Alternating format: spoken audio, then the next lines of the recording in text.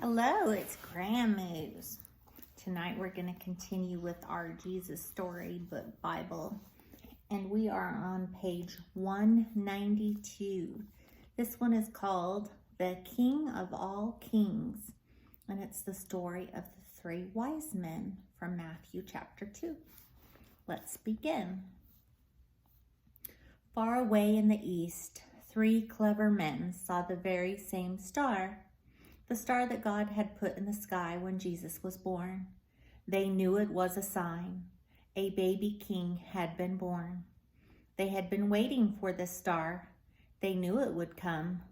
"He's here," they shouted. "He's here."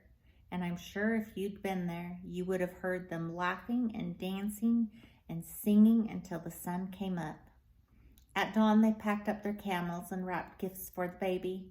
They brought their most precious treasures of all: frankincense, gold, and myrrh, special, sparkly, lovely smelling, gleaming things just right for a king.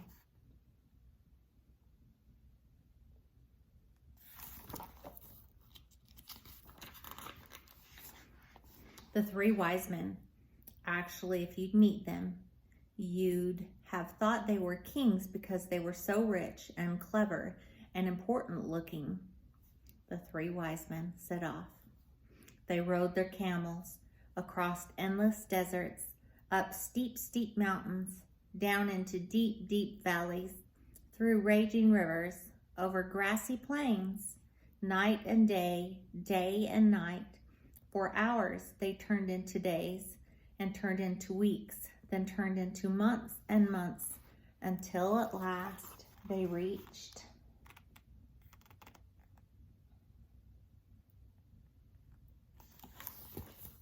where did they reach? Jerusalem. Jerusalem was by far the most important city for miles around, and as anyone can tell you, that's where a palace would be, and the kings are born in palaces, so that's where they went. But they were in for a surprise. They went to see King Herod. Surely he'd know where this baby was. But he didn't. In fact, he didn't like the sound of a new king. It made him cross. He didn't want anyone to be king except him. But Herod's advisors told the three wise men that what was written in their books, what God had said about the baby king. Go to Bethlehem. That's where you'll find him.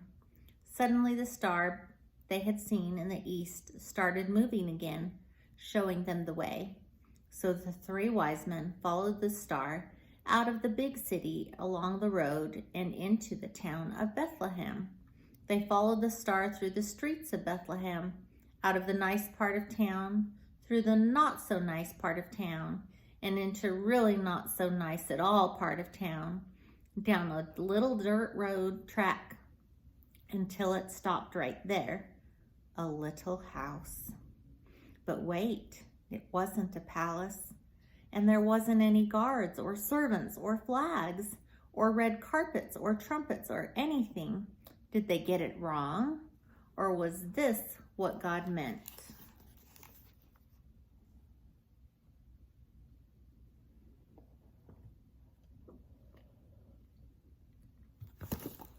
Uh-oh, Mercury's here. Sure enough, in that little house, there sitting on his mother's knee, they found him, the baby king. The three men knelt before the little king. They took off their rich royal turbans and gleaming golden crowns. They bowed their noble heads to the ground and gave him their sparkling treasures. The journey that had begun with so many centuries before had led three wise men here, to a little town, to a little house, to a little child, to the king God had promised David all those years before. But this child was a new kind of king.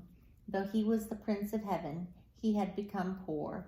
Though he was the mighty God, he had become helpless baby. This king hadn't come to be the boss. He had come to be a servant.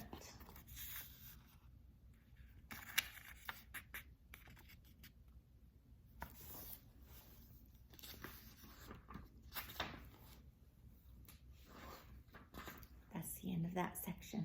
I'll see you tomorrow. Grandma loves you.